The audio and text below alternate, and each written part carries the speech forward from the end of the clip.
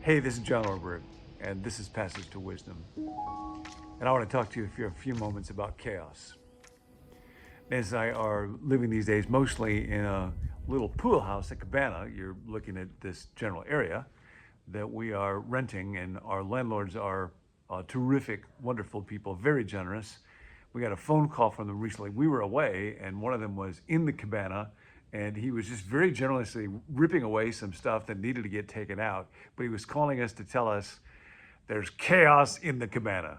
Just wanted you to know, be expecting it when you get here. There is chaos in the cabana. And for some reason, we both just love that line. It sounds like a song that Ricky Ricardo would have sung in I Love Lucy way back when. Chaos in the cabana. So we're talking that way now.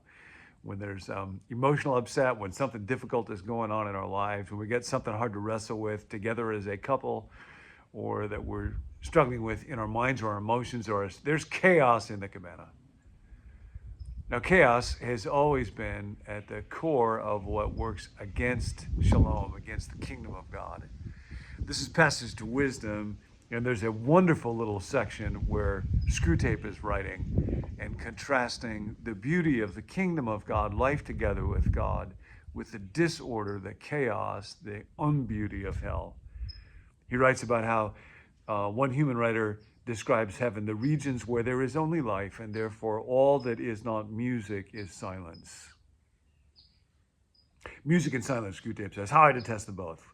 How thankful we should be that ever since our Father entered hell, longer ago than humans reckoning in light years could express, no square inch of infernal space and no moment of infernal time has been surrendered to either of those abominable forces, but all has been occupied by noise. Now that's chaos. Noise, the grand dynamism, the audible expression of all that is exultant, ruthless, and virile. Noise, which alone defends us from silly qualms, despairing scruples, and impossible desires. We will make the whole universe a noise in the end. We have already made great strides in this direction as regards the earth. God knows that's true. The melodies and silences of heaven will be shouted down in the end. But I admit we are not yet loud enough or anything like it. Research is in progress. Meanwhile, you disgusting little, parenthetical note, here the manuscript breaks off and is resumed in a different hand. In the heat of composition, I find I have inadvertently allowed myself to assume the form of a large centipede. I am accordingly dictating the rest to my secretary. Screwtape goes on. Reality, apart from God, is in the hands of chaos. Now, in the ancient world, where there was great fear of chaos, chaos was the enemy of human life and flourishing, and the pre-moderns lived in a world where they were threatened by chaos, accidents, storm, violent death, famine, in ways that we are largely buffered from.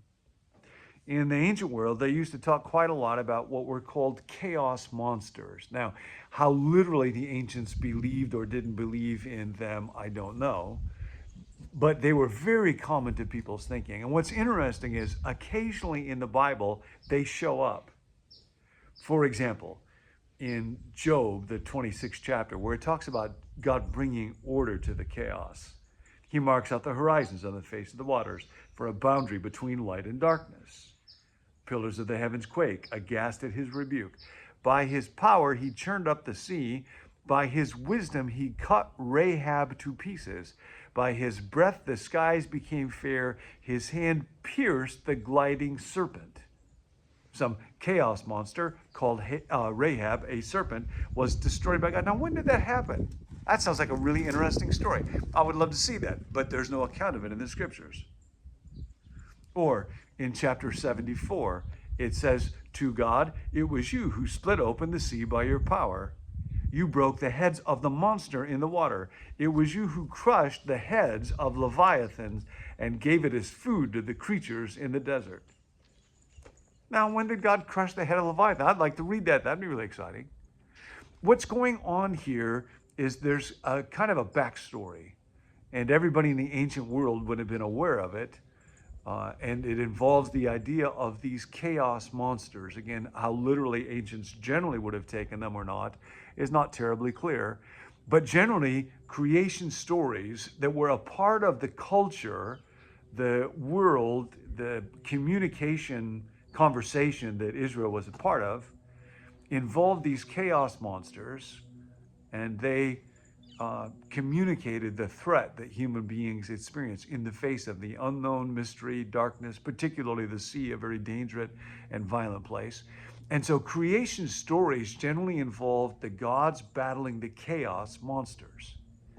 So the Babylonian creation myth, at least one that we have access to, involved the primary god who was battling against Tiamat, a chaos monster, and killed it and filleted it. And one half became the heavens and the other half became the earth. So that creation was viewed as kind of an accidental byproduct of this violent cosmic battle between the forces of order and chaos. Now, all of this is a backdrop to show how different things are in Genesis when God simply speaks and he brings creation into being. And he brings order. He separates light from darkness. He separates the dry land from the waters. And then he brings abundance into all of this. And on the fourth day, we're told that God creates the sun and the moon. Now, these were viewed as cosmic forces in the ancient world, but not in Genesis. They're simply created by God. On the fifth day, he's got the oceans teeming with living things, and he creates the great sea creatures. And the word that is used, tanim, is actually used to describe these chaos monsters or the Leviathan. So not just whales and porpoises and so on, but the idea is that they are not forces that threaten God. They are actually made by God, and he is easily able to handle them. The story that comes in Genesis is a very different story of a God who is able to control all things and does not need to battle anything. But of course, chaos makes its way back into the world, interestingly, through a creature that is described in the form of a serpent. Again, this would have been recognized as a force of chaos. And chaos takes hold of me and of you. And so there's fear. And so there's anger. There's resentment. I was talking to a good friend of mine this week, Rob. Hey, Rob, if you're watching. And we were talking about challenges that we're both facing. And I was saying very often when I wake up in the morning after going through the darkness, another aspect of chaos in our world, and very often when I wake up, my mind will be filled with thoughts of anxiety or fear about what's the future going to hold, or very often resentment. I will replay conversations in my head, things that I have heard, things that I have read, that I want to rebut, that feel threatening, that feel unfair. And I was saying to Rob, one of the images that came to me this last week when I go to pray is like my brain is a giant wound. Just this kind of ugly, throbbing, scabbed over, bleeding thing that I cannot heal. I just dump it out and say, okay, God, here it is. And there's a wonderful word I was reading when Paul is writing to the people of Corinth, and he says that his prayer for them is that they should be mended or healed. It's a word that would be used of fishermen when they had been out with their nets and their nets were all torn and tangled, and then they would mend their nets. And Paul says, I hope that you can be mended. I pray that you can be mended. And so I ask God, God, would you take my brain, my mind, that right now is, it's like this chemical factory. You know, the brain is a chemical factory, and it dumps all kinds of toxic chemicals into my body. God, would you heal it? Would you mend it? And that's the invitation for today. Whatever's going on in your life, there's chaos in the cabana. I don't know what your cabana is, but I know there's chaos in it. There is difficulty, there is upheaval, there is unpredictability, there is fear, there is anger, there is resentment, there is the unknown. there's greed, there's a giant wound where there ought to be a peaceful mind, there is chaos in the cabana. But the one who came and spoke to the sea, "Peace, be still," and came to his disciples and said to them, "Peace, my peace," he comes to you and to me. Peace. When there is chaos in the cabana, may God heal my mind.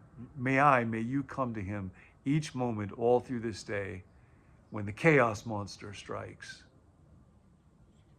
I can't. He can. God, here's my life. God, here's my mind. God, here's my soul. Now hear God say, "Peace." There is no chaos to which he cannot bring order. I'll see you next time.